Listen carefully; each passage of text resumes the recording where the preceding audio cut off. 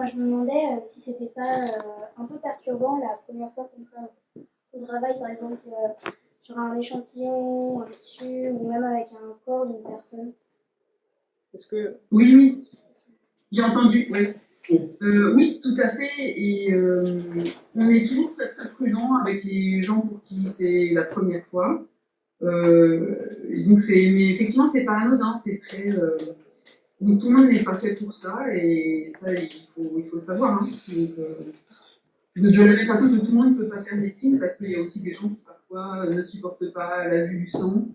Donc c'est un environnement très particulier, un peu étrange, et en même temps, c'est vraiment. Nous, il y a énormément de recherches qu'on ne pourrait pas faire si les gens ne donnaient pas leur corps à la science. Et donc là, il y a vraiment quelque chose de très généreux dans cet acte-là. Et donc, nous, quand on utilise ce matériel biologique ou les sujets cadavériques, on est très très consciencieux de ce fait-là, en fait.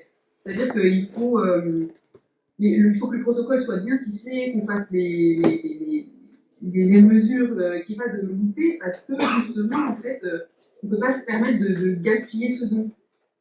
Mais oui, effectivement, c'est très particulier de travailler avec des sujets cadavériques, et on a certains collègues qui ne font que des essais, enfin, voilà, qui font que des essais avec des sujets volontaires ou de la modélisation, et ça leur va très bien. Très bien. Oui, encore une question.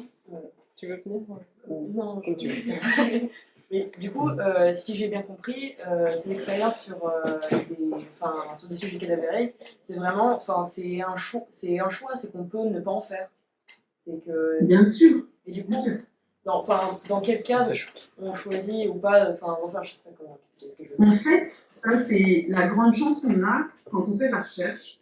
C'est quand même au moment où on est recruté pour travailler dans un laboratoire, c'est qu'on s'intègre dans les thématiques du laboratoire.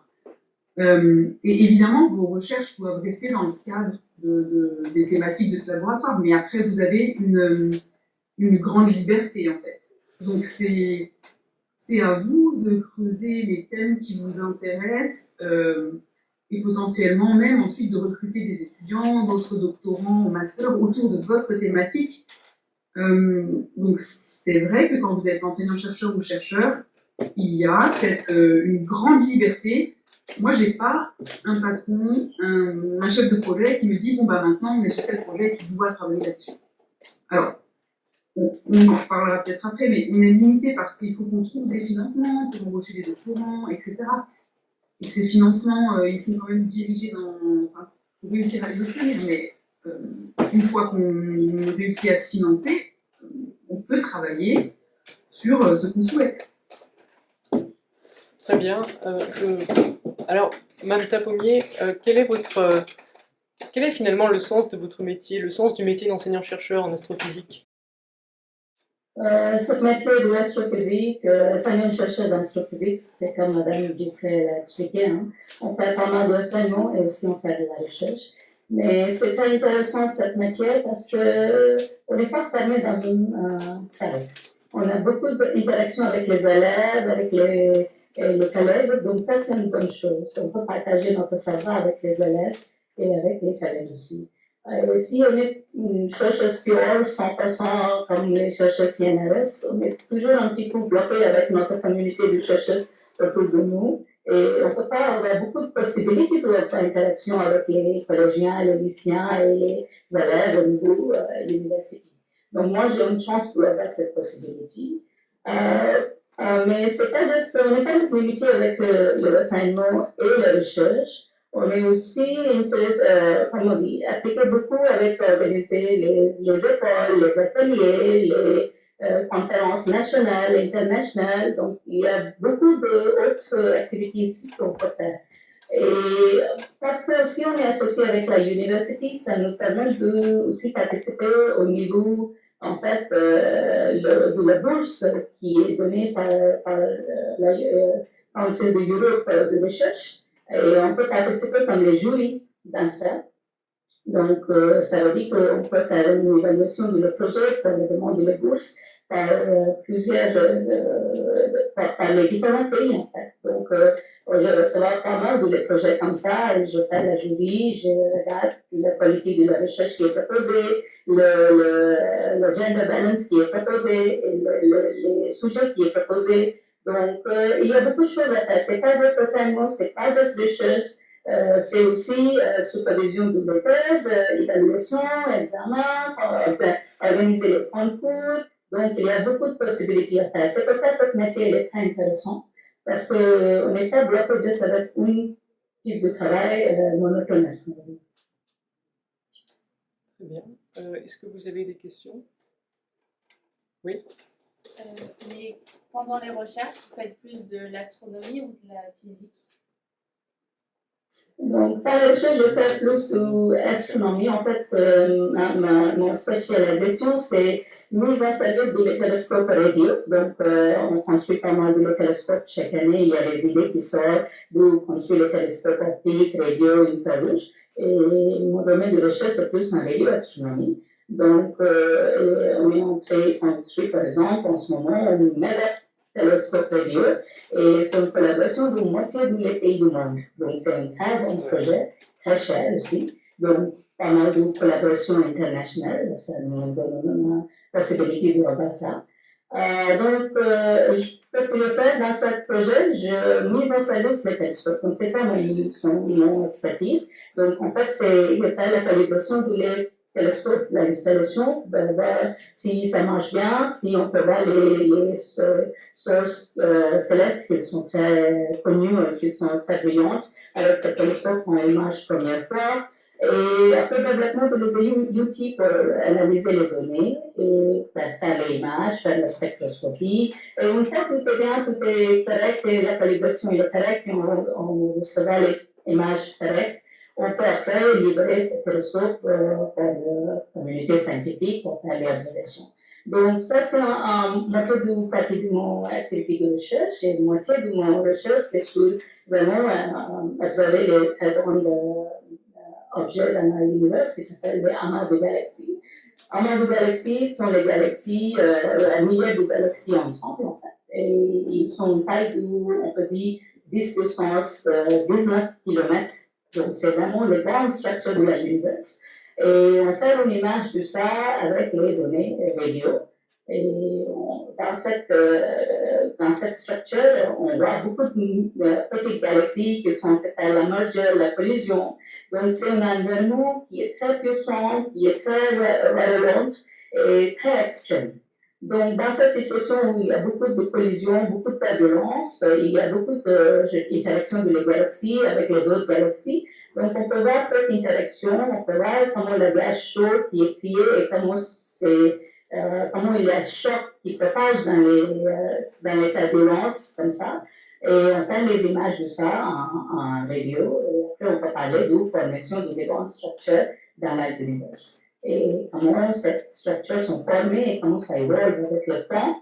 Et pas juste avec le temps, mais aussi avec le longueur du monde. Donc, et aussi avec le décalage vers la rouge. Donc, comment les constructions sont formées et comment l'univers est formé et il est évalué. Ça fait 14 millions d'années.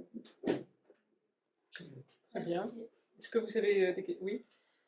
Dans votre processus de recherche, comment est-ce que vous allez choisir ce que vous allez étudier précisément? Est-ce que vous dites, est-ce que c'est par hasard ou est-ce que vous vous dites vraiment aujourd'hui, je vais étudier là-dessus, ou j'imagine que c'est pas sur une journée, mais genre, je sais pas comment vous parlez, c'est insupportable.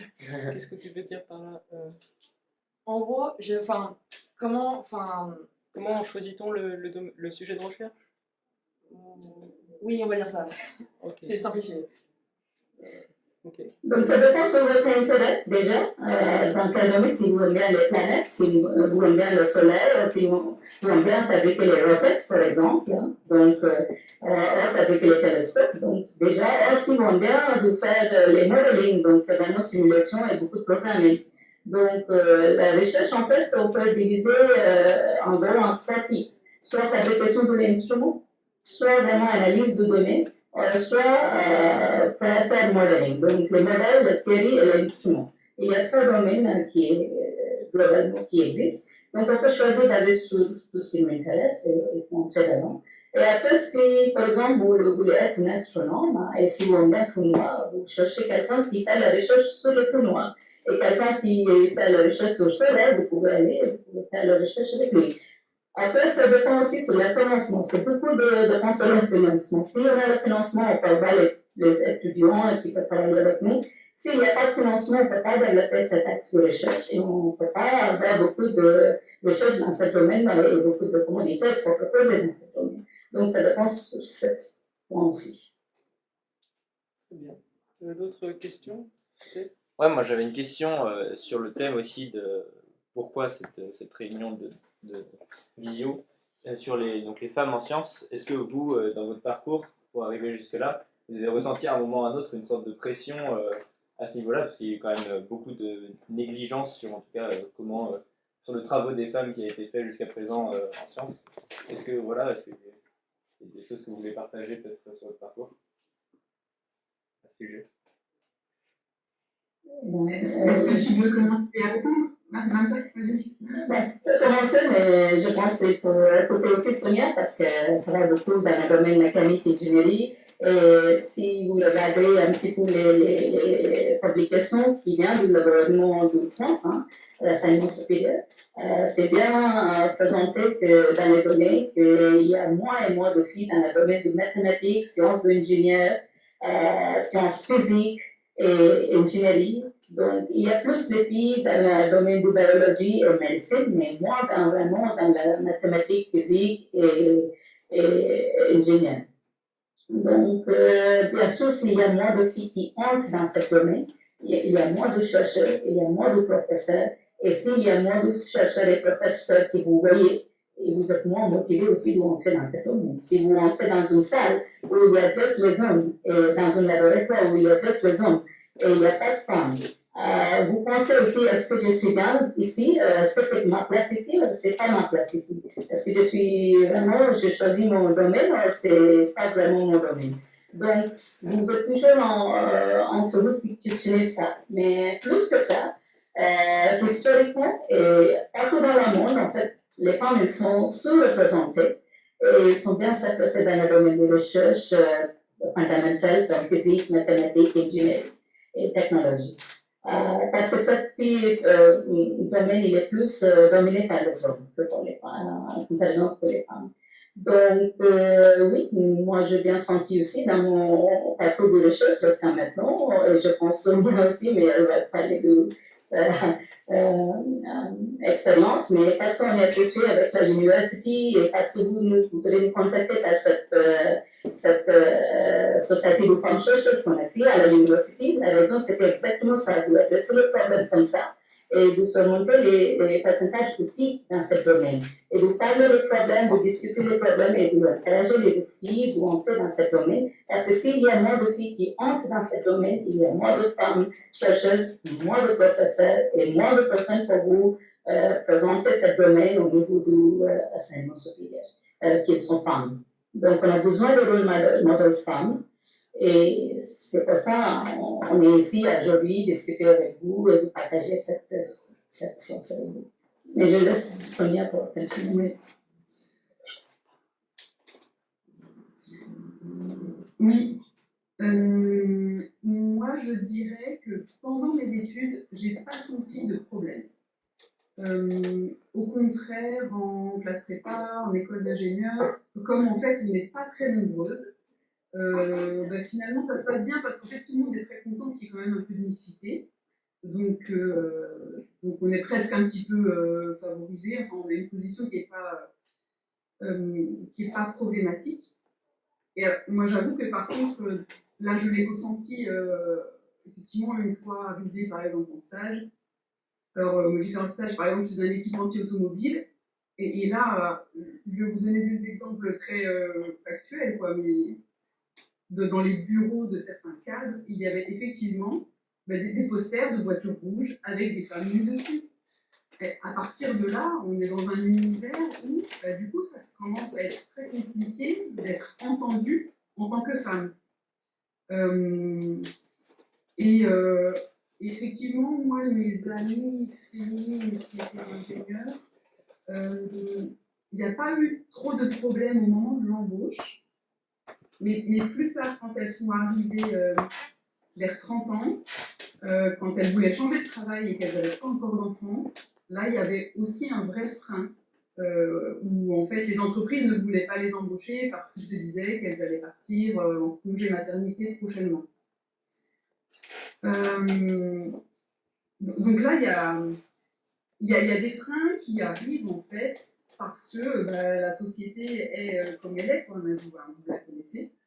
Donc ça, c'est sûr. Et je rejoins vraiment effectivement Mme Taconnier sur le fait qu'on a besoin de voir plus de femmes, parce qu'en fait, juste dans les sciences, parce que juste d'avoir en tête le fait que ce soit possible, fait qu'après, voilà, les jeunes étudiantes se mettront moins de limites et de barrières.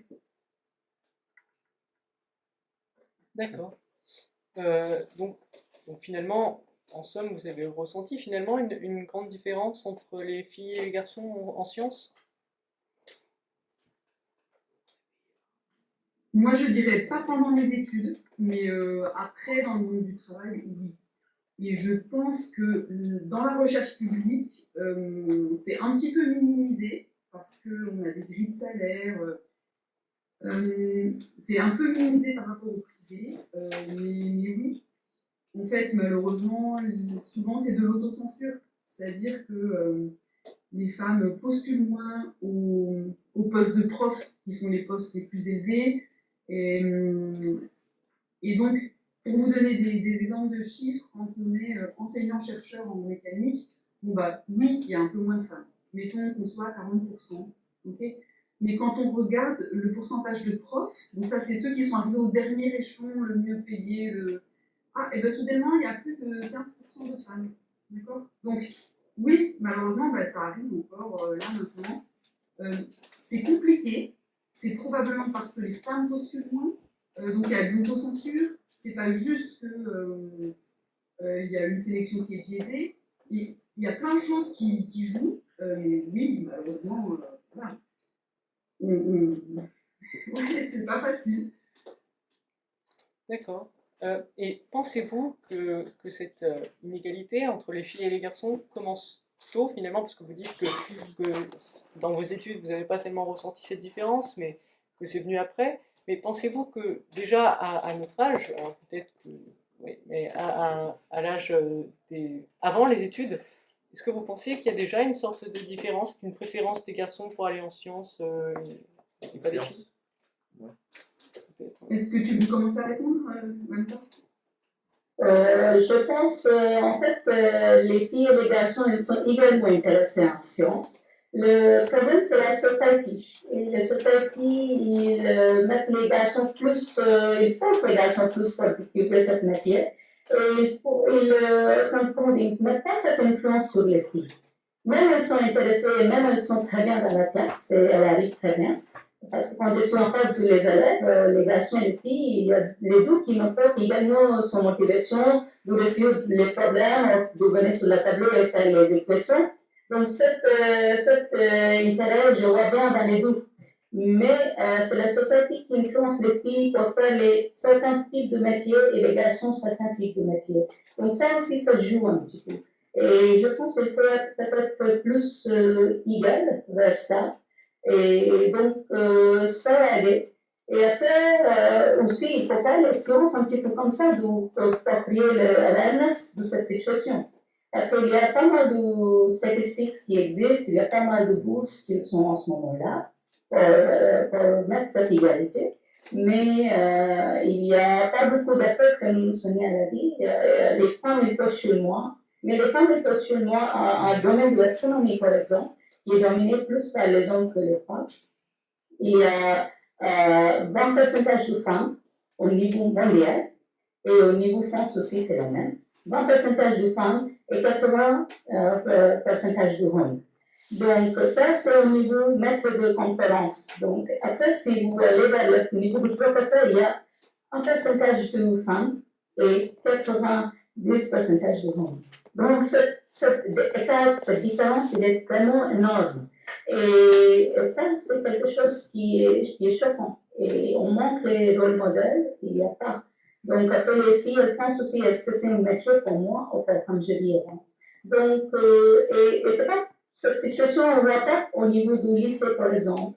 Mais quand je vois la classe du master, même à l'université, quand je vois la classe du master dans le domaine du computer science, ou dans le domaine de l'astronomie, c'est les garçons, et il y a un fille, ou peut-être 0 filles. Donc, pourquoi cette situation? Donc, juste au niveau de licence, c'est OK, mais quand vous entrez dans la master, tout de suite, il y a une différence. Donc, pourquoi cette différence qui arrive? Déjà, peut-être qu'il y a pas mal de travail post-permanent, ça c'est une chose. Peut-être aussi parce que c'est les études qui sont très longues, et les filles qui perdent les enfants, qui perdent la famille, et son carrière il est toujours un petit peu, comme on dit, dérangé à cause de cette situation. Ou peut-être aussi il y a moins d'influence ou d'encouragement pour les filles pour aller dans les domaines d'études de longues, parce que ça ne porte pas beaucoup de choses, et tout ça, ça joue.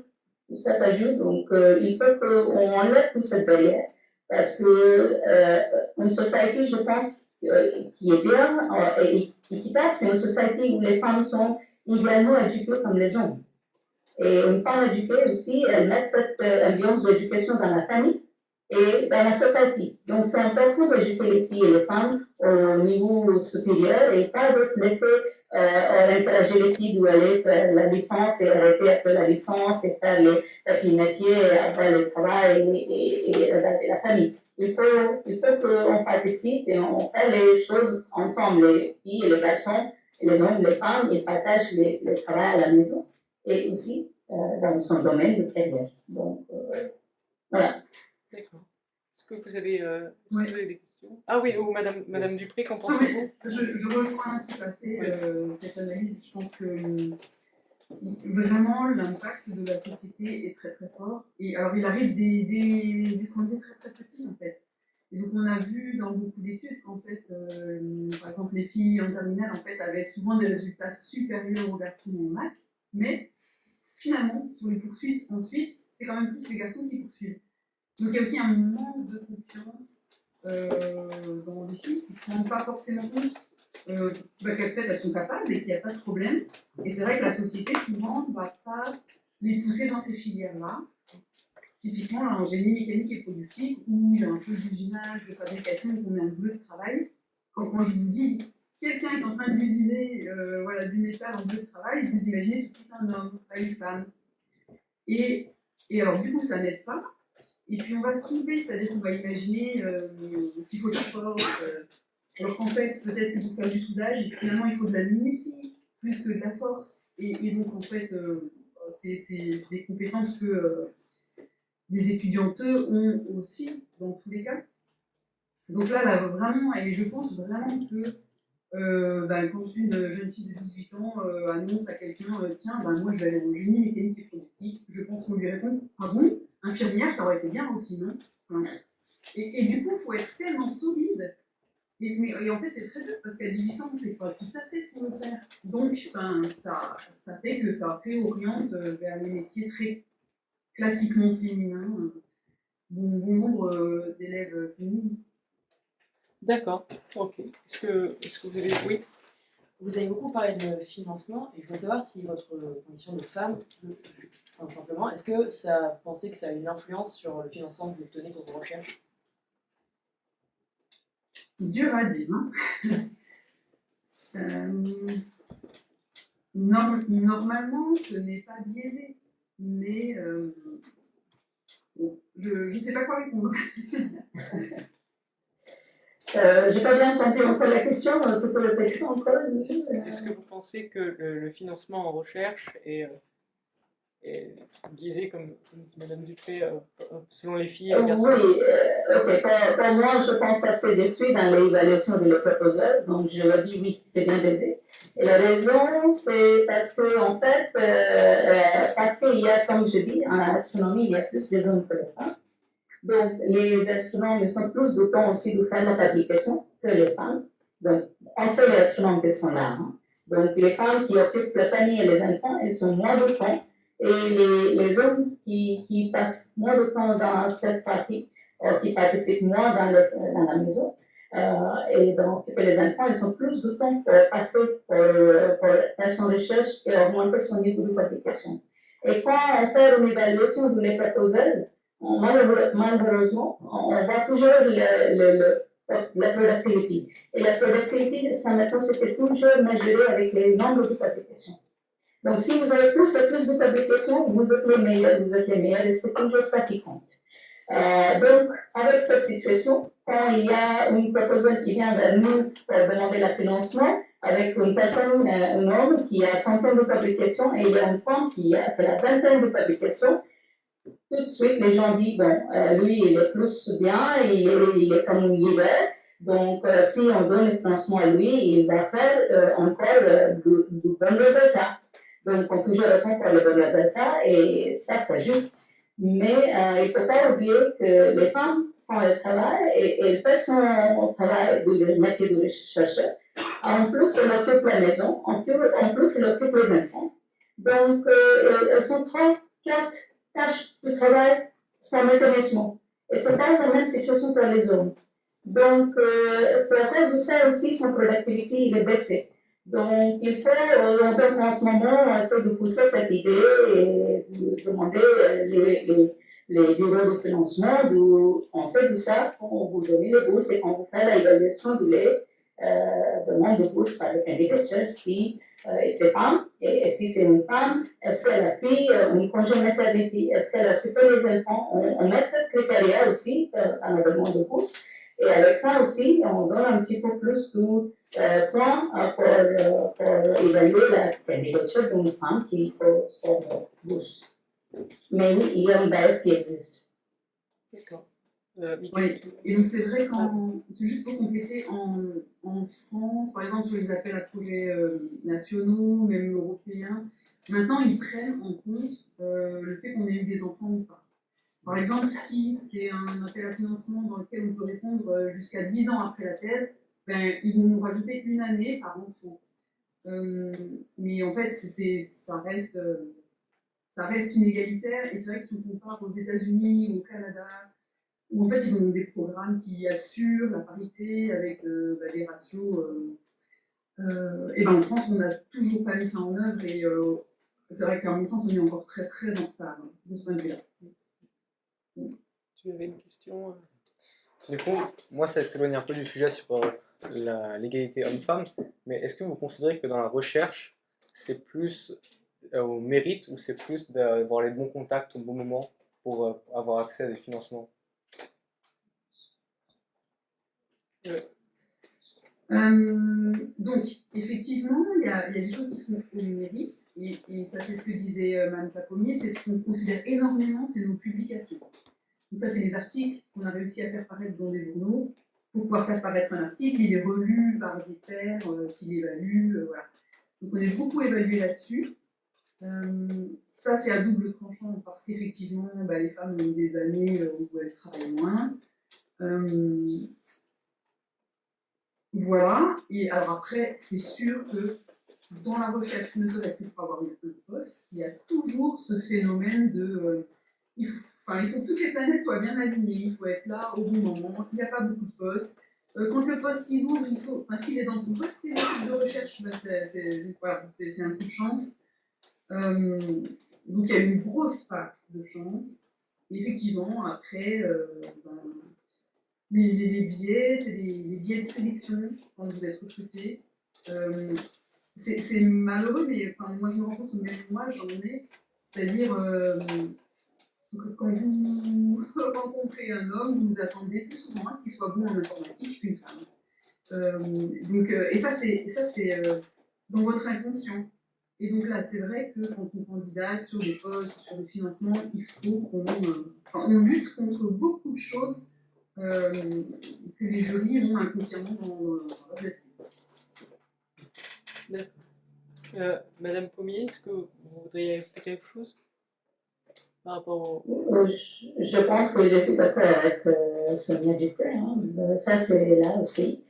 Puisque c'est la question aussi des fois, comme tout le monde le dit, confiance. Moi, je ne suis pas toujours d'accord avec cette idée que les filles manquent confiance. Je n'aime pas cette phrase. Mais la façon de présenter son projet, c'est ça qui est différent entre les filles et les garçons. C'est pas le manque de confiance, en fait. Parce que quand les enfants sont petits, on toujours, comment dire, on influence les garçons pour faire les choses, pour aller dehors, pour découvrir des choses, pour faire les sports, les choses comme ça. Mais pour les filles, on est toujours cette tendance de protéger.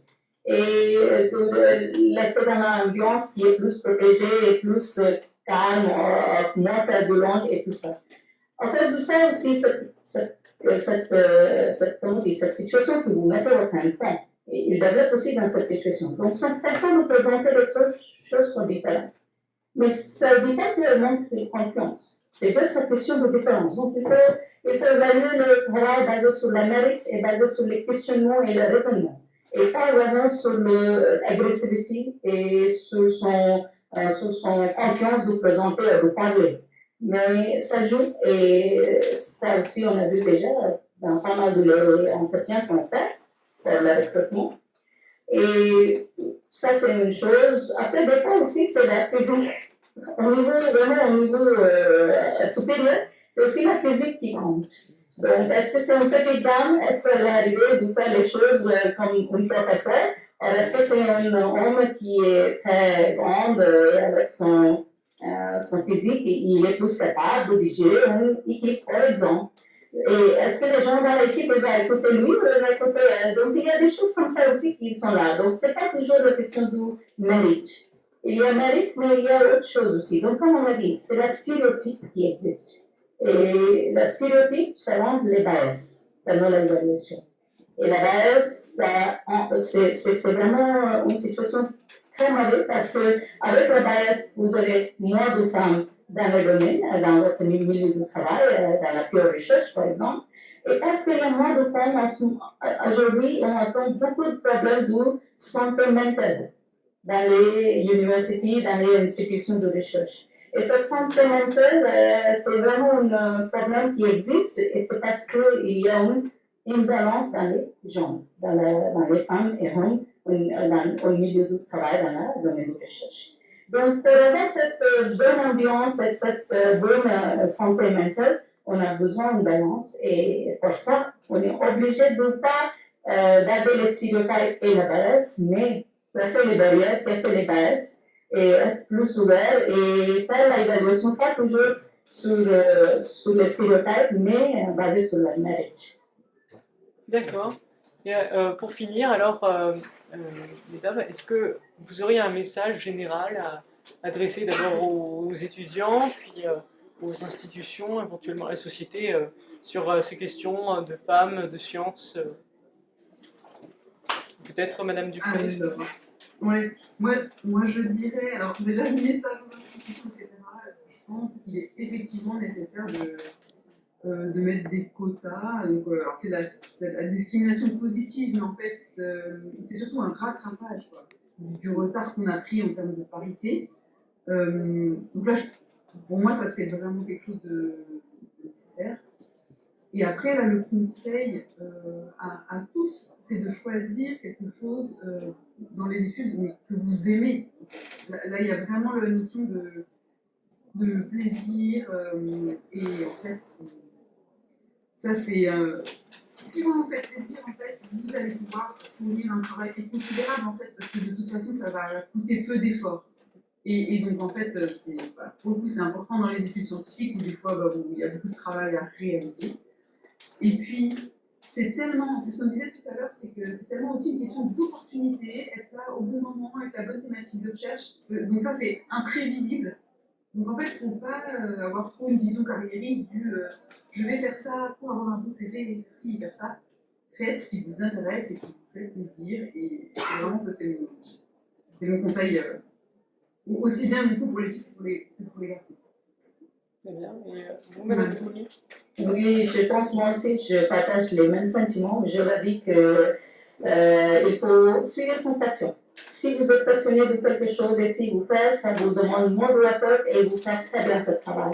Donc, suivez votre passion. Et il ne faut pas bloquer les gens, je pense qu'il faut aider autour de vous. Parce que le recherche, ce n'est pas quelque chose que vous pouvez faire toute seule. vous êtes obligé de travailler dans l'équipe. Donc, essayez de former, de travailler les gens autour de vous et d'encourager les gens et de travailler dans l'équipe parce que quand tout le monde travaille ensemble, vous pouvez progresser plus vite en place de passer le temps de bloquer les gens et tout ça, qui est beaucoup aussi dans le domaine de recherche. Et donc, ça, c'est une chose. Et deuxième chose, je pense, je voudrais encourager tous les filles et même les garçons également. Pour moi, tous les deux sont égaux, sont pareils, dans le domaine de recherche parce que la France, elle est très bien dans le domaine de recherche, elle est bien appliquée dans le domaine de technologie. Donc, il faut qu'on continue d'investir dans ce domaine. Il faut qu'on n'ait pas le cas dans la comparaison de les autres pays, par exemple. Et au niveau de l'astronomie, je vais vous dire qu'on est à 5e dans le monde. Les femmes sont, le pourcentage de femmes dans le domaine de l'astronomie, on est au niveau 5e. Les premières sont les États-Unis, les Américains. Et il y a les Indiens aussi qui sont là. Hein, donc les femmes indiennes qui sont aussi au niveau 3e. Et l'Allemagne, Suisse et Angleterre, ils sont tous derrière France. Donc les femmes françaises astronomes, elles sont là. Elles font aussi pas mal de recherches et elles sont aussi très actives. Donc ce n'est pas quelque chose qui est difficile de faire. Donc si vous êtes passionné, si vous aimez bien cette matière, bien sûr vous entrez. Il y a pas mal de choses à faire. On est en train de construire pas mal de télescopes. On a beaucoup de données. Et on a beaucoup de choses à partager avec les élèves. Donc, suivez votre passion et si ça vous intéresse, vous faites cette étude et c'est très intéressant. Et à la fin, je voulais juste féliciter votre collège et votre membre de l'organisation et la direction pour accepter cette proposition et pour l'organisation de cet événement parce que ça, c'est très important au niveau lycée pour organiser les choses comme ça et pour créer la awareness, comme je dis. Et pour montrer que c'est pas possible pour tout le monde de faire la recherche, c'est pas quelque chose qui juste les très génies ou quelqu'un qui est très brillant qui peut faire. Si vous êtes passionné, vous pouvez faire et c'est possible. Merci. Merci beaucoup. Merci.